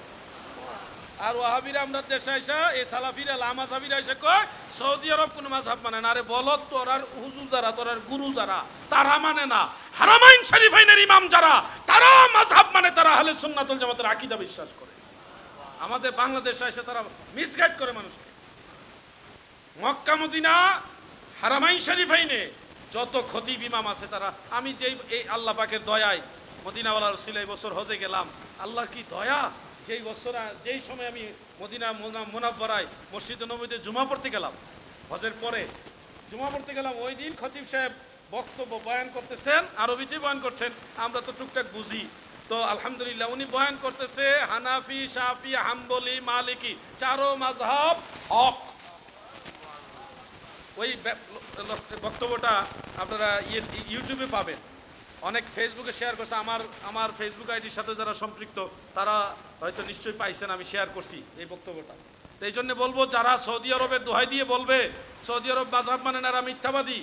বাংলাদেশে যেমন তারা আগাছা পরগাছা, ওই দেশে কিছু আগাছা পরগাছা আছে যারা মাযহাব মানে না, এগুলি গন্ডগোল করে। আল্লাহ তাদের এই খপ্পর থেকে আমাদেরকে হেফাজত করুক, বলে না আমিন।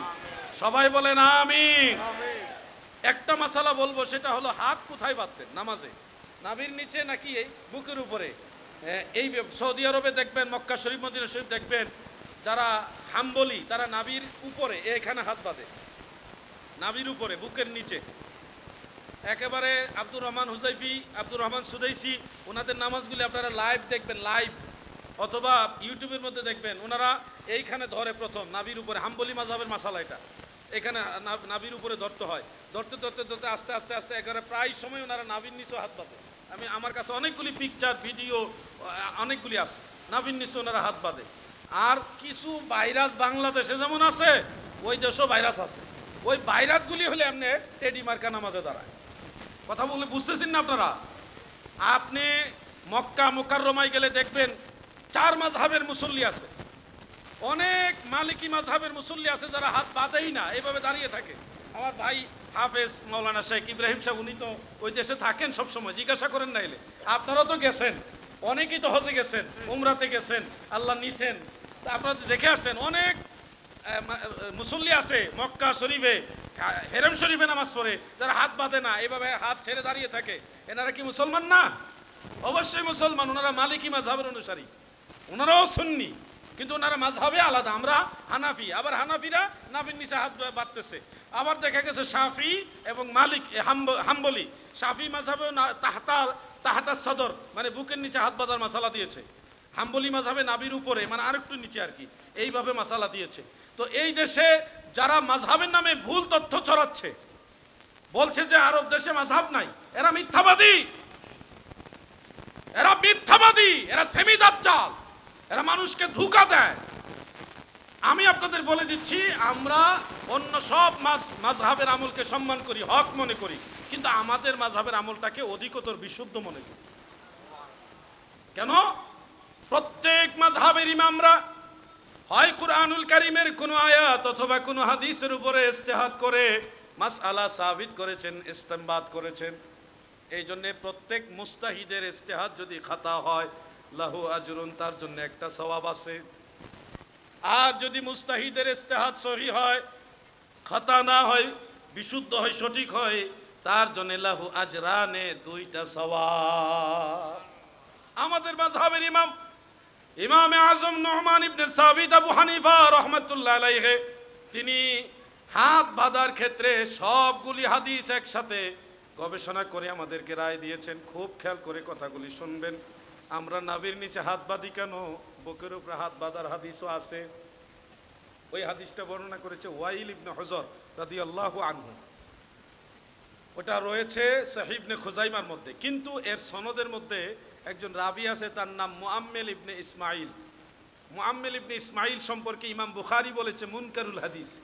তাহজিবুত তাহজিবে, লিসানুল মিজানে, মিজানুল ইতিদালে, আরো অনেক কিতাবে, আল মুগনি ফি দুআফার মধ্যে, সবগুলি দেওয়ানুদ দুআফার মধ্যে ইমাম সাহাবী সবাই উল্লেখ করেছে। ইমাম বুখারী বলেছে সে মুনকারুল হাদিস। ইমাম আবু জুরাআ, এরপরে ইমাম আবু হাতিম, এনারা সবাই বলেছে সে এমন রাবি যে লাহু কাসীরুল আওহাম, লাহু কাসীরুল খাতা, যার প্রচুর ভুল আছে, মানে হাদিস বর্ণনা করার সময় ভুল করত, এমন ব্যক্তি বুকের উপরে হাত বাঁধার কথাটা বর্ণনা করেছে। আবার ইমাম আবু হানিফা রাহমাতুল্লাহ আলাইহি, তিনার মাযহাবের ইমামরা দেখলেন এই একই ওয়াইল ইবনে হুজর রাদিয়াল্লাহু আনহু, একই সাহাবী থেকে তাহতা সুররা, নাভির নিচে হাত বাঁধার হাদিসও আছে। এটা আমার কাছে দুইটা ছাপা, দুইটা নুসখা আছে। একটা হলো আল্লামা জায়েদ কাউসারি সাহেবের, আরেকটা শেখ আওয়ামা সাহেবের। শেখ আওয়ামা দুইজনের দুইটা নুসখা আমার কাছে ছাপা আছে। মুসান্নাফ ইবনে আবি শাইবা, সেখানে সনদ সহকারে ওয়াইল ইবনে হুজর রাদিয়াল্লাহু আনহু থেকে উল্লেখ, আল্লাহ রসুল সাল্লাল্লাহু আলাইহি সাল্লাম নামাজের তাহতা সূরা, নাভির নিচে হাত বেঁধেছেন। তাহলে হাদিস দুইটা, একটা হলো আলা সদরি, বুকের উপরে, আরেকটা হলো তাহতা সুররা, বুকের উপরে হাত বাঁধার হাদিসের সনদের মধ্যে আপত্তিকর রাবি আছে, কিন্তু নাভির নিচে হাত বাঁধার হাদিসের সনদের মধ্যে আপত্তিকর রাবি নাই। এই জন্য প্রাধান্য পাবে যেটা সহি, ওটা যেটা নির্ভেজাল, ওটাই তো প্রাধান্য পায় নাকি।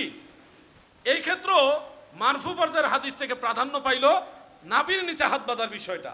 এরপরে ধরেন সাহাবীদের মধ্য থেকে দেখা গেছে আরো হাদিস রয়েছে, কোনোটা মুনকাতে, কোনোটা মুরসাল, বিভিন্ন অভিযুক্ত বুকের উপরে হাত বাঁধার আমার জানা মতে 6টা হাদিস আছে। 6টা হাদিসের মধ্যে ঝামেলা, 6টা হাদিসের মধ্যে রাবি নিয়ে সমালোচনা। আবার নাভির নিচে হাত বাঁধার ব্যাপারে আমার জানা মতে 7টা হাদিস আছে। কয়টা বলেন না, কয়টা? এর মধ্যে একটা হলো মারফু, এটা সহি, যেটা মুসান্নাফ ইবনে আবি শাইবার মধ্যে আছে। আর আরেকটা হলো মাকতু, ওটাও সহি, রিজাল সিকাত, সবাই বিশ্বস্ত, হযরত ইব্রাহিম নাখী থেকে বর্ণিত। কেউ কেউ হাদিসটাকে হাসানও বলেছেন, কিন্তু জয়ীফ না। আরেকটা হলো মাওকুফ, হযরত আলী রাদিয়াল্লাহু আনহু থেকে, ওই হাদিসটাও সহি। এটা ইমাম ইবনে আব্দুল বার রাহমাতুল্লাহ আলাইহি আল ইস্তিসকারের মধ্যে আত-তামহিদের মধ্যে উল্লেখ করেছেন। তাহলে আমরা 3টা হাদিস পাইলাম নাভির নিচে হাত বাঁধার ব্যাপারে, মারফু, মাওকুফ, মাকতু, 3টা হাদিস পাইলাম সহি। আর বাকি 4টা হাদিস হলো সনদান দাঈফ। যেমন হযরত আলী রাদিয়াল্লাহু আনহু থেকে একটা রওয়ায়াত আছে, যেটা আবু দাউদ শরীফের মধ্যে, ইমাম বাইহাকির সুনানুল কুবরার মধ্যে মিনাস সুন্নাহ দ্বারা উল্লেখ।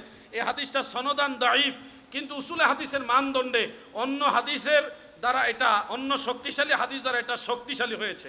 মানে ইউকাউই বিহা বা অন্য রেওয়াজ, যেটা ইউকাউই বাদুহা বাদান, একটা আরেকটাকে শক্তিশালী করেছে, শক্তি যুগিয়ে হাসান লি গাইরিহি ওই স্তরের মধ্যে পৌঁছিয়ে দিয়েছে। এই জন্য আমরা দেখেছি নাভির নিচে হাত বাঁধার হাদিসগুলো সংখ্যায়ও কম না, কিন্তু বুকের উপরে হাত বাঁধার হাদিসগুলোর তুলনায় অধিকতর শক্তিশালী হলো নাভির নিচে হাত বাঁধার হাদিস। এখানে গিয়ে ইমাম আবু হানিফা এবং তিনার মাযহাবের ইমামরা ক্ষান্ত হয়নি, তিনারা দেখছে পবিত্র কোরআনের মধ্যে এই ব্যাপারে কোনো ইশারা ইঙ্গিত আছে কিনা। তখন তিনারা দেখেছে কোরআনুল কারীমের সূরা বাকারার মধ্যে একটা আয়াত আছে, আমার আল্লাহ তাআলা বলেছেন বিসমিল্লাহির রাহমানির রাহিম, হাফিজু আলাস সালাওয়াতি ওয়াস সালাতিল উসতা ওয়া কুমু লিল্লাহি কানিতিন। তোমরা নামাজের প্রতি যত্নবান হও, বিশেষ করে মধ্যবর্তী নামাজ শেষের কথাটা, ওয়া কুমু লিল্লাহি কানিতিন, তোমরা আল্লাহর প্রতি বিনয়ের সাথে দাঁড়াও, নম্রতার সাথে দাঁড়াও। এখানে আদেশ হলো বিনয়ের সাথে, নামাজের কথা বলেই কিন্তু বিনয়ের কথাটা আল্লাহ বললেন, ওয়া কুমু, তোমরা দাঁড়াও, লিল্লাহি কানিতিন, বিনয়ের সাথে দাঁড়াও।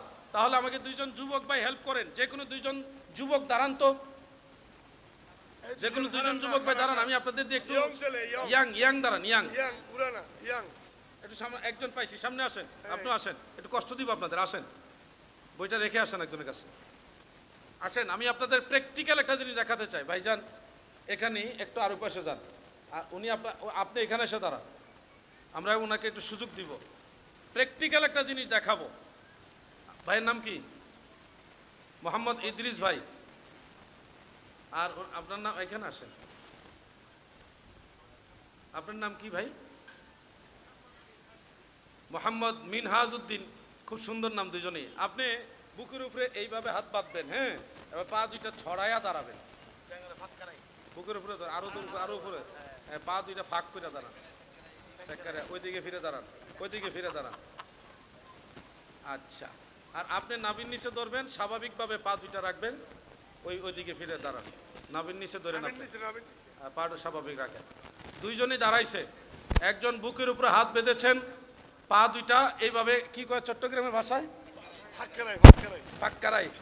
পাক্কারাই দাঁড়াইছেন, আমাদের এলাকায় সেগায় দাঁড়াইছে,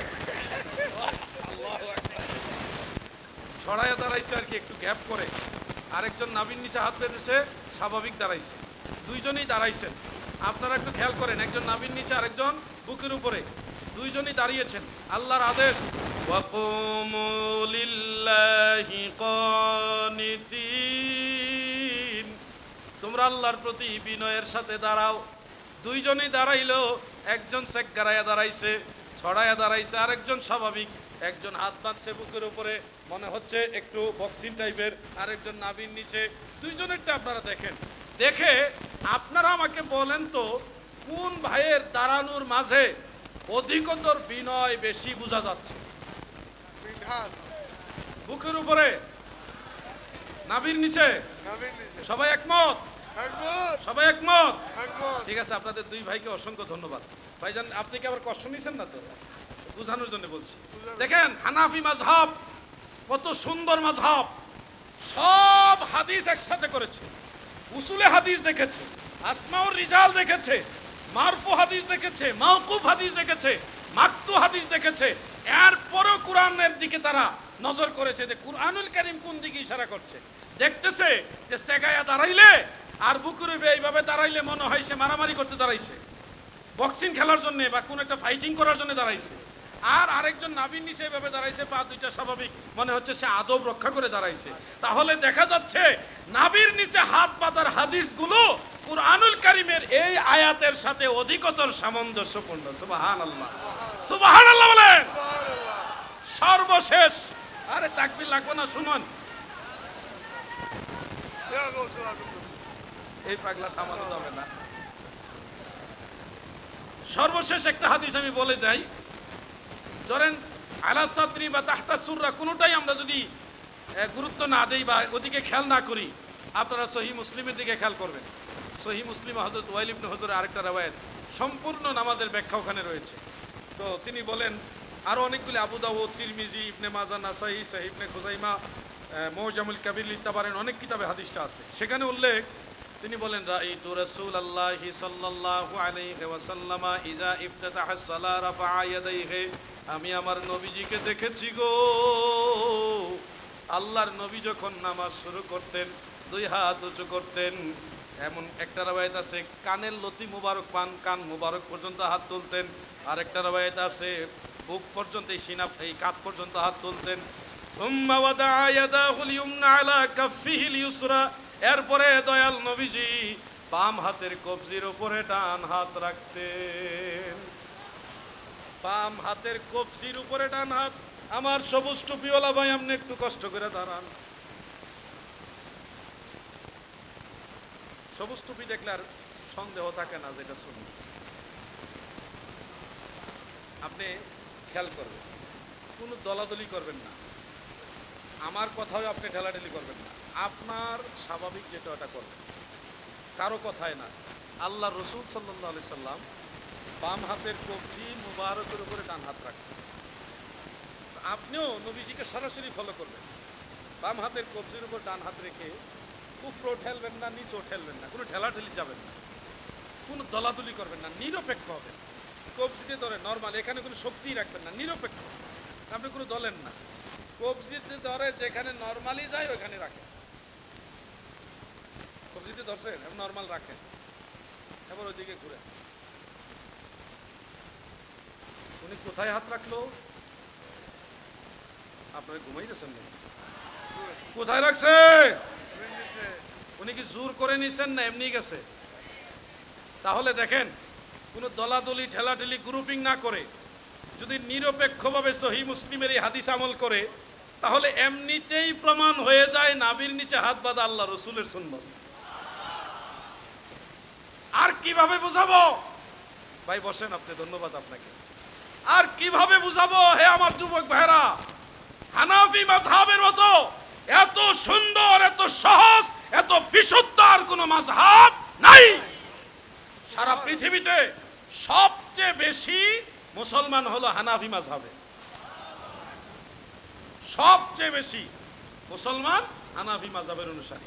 এমনকি অনেক বড় বড় বুজুর্গ মুহাদ্দিসিন, বিশেষ করে ইমাম আব্দুল ওয়াহ্হাব শাহরানি রাহিমাহুল্লাহ, উনি লিখে গেছেন ইমাম মাহদী আলাইহিস সালাম যখন পৃথিবীতে আসবে তখন হানাফি মাযহাবের ফিকহ অনুযায়ী রাষ্ট্র চালাবে। আল্লাহর ওলিদের একটা ভবিষ্যৎবাণী বা ওনাদের কাশফের দৃষ্টিতে ওনাদের অভিজ্ঞতা বা আল্লাহ প্রদত্ত একটা জ্ঞানের আলোকে ওনারা এটা বলেছেন, বাকিটা আল্লাহ ভালো জানেন, কিন্তু ওনারা বলে গেছেন। উনি কিন্তু নিজে শাফি মাযহাবের অনুসারী, যে এই কথা লিখে গেছে উনি কিন্তু হানাফি না, উনি আব্দুল ওয়াহাব শাহরানি, উনি শাফি মাযহাবের অনুসারী, অথচ উনি মন্তব্য করে গেছেন ইমাম মাহদী আলাইহিস সালাম পৃথিবীতে এসে হানাফি মাযহাবের উপরে উনি রাষ্ট্র চালাবেন, ফিকহ ওইভাবে গ্রহণ করবেন। এই জন্য আমরা ভাগ্যবান, আল্লাহ আমাদের মুসলমান বানাইছে। 750 কোটি মানুষের মাঝে দয়া করে আল্লাহ আমাদের মুসলমানদের কাতারে রাখছে। মুসলমানদের মাঝে এই 200-250 কোটি মুসলমান, এত মুসলমানের মাঝে আল্লাহ দয়া করে আমাদেরকে ওয়াহাবি, খারিজি, মওদুদি, জামাতি, লামাযহাবি, এত বাতিল এগুলোর মধ্যে না নিয়া আল্লাহ দয়া করে আমাদের আহলে সুন্নাত ওয়াল জামাতে রাখছে। সুবহানাল্লাহ। আবার আহলে সুন্নাত ওয়াল জামাতের মাঝে আল্লাহ দয়া করে আমাদেরকে আল্লাহর ওলিদের যে কাতার ওই লাইনের মধ্যে ঢুকাইছে। এই জন্য আল্লাহ শুকরিয়া আদায় করে শেষ করা কখনোই সম্ভব নয়। আমি ইন্তেজামী কমিটির প্রতি কৃতজ্ঞতা জানাই, বিশেষ করে আমার বড় ভাই। 2 ঘন্টা উপরে হয়ে গেছে মনে হয়, খেয়াল করছি না, বা 2 ঘন্টার একটু এদিক সেদিক হয়ে গেছে। হ্যাঁ, 1.5 ঘন্টা। তো এই জন্য আমি আর আজকে সামনে নিচ্ছি না। কালক্ষেপণ করার জন্য আন্তরিকভাবে লজ্জিত, দুঃখিত। আমাকে ক্ষমা করবেন এবং দোয়া করবেন। আসসালামু আলাইকুম ওয়া রাহমাতুল্লাহ।